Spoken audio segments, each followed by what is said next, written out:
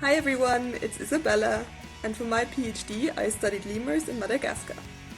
My happy place is definitely our research site up in the northwest of Madagascar, the Sahamalasa Peninsula.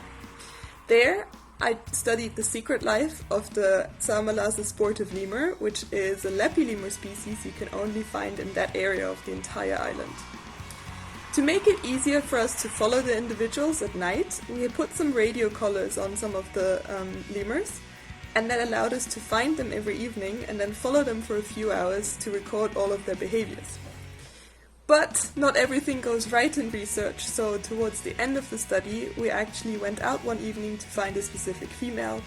and we found the radio collar signal under a tree, so we stayed there and we waited for about 3 hours until we realized that actually the radio collar was on the ground by our feet,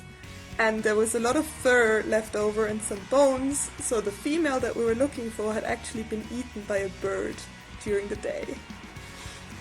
But the moral of the story is not everything goes well in research, but as long as you learn, it'll be okay.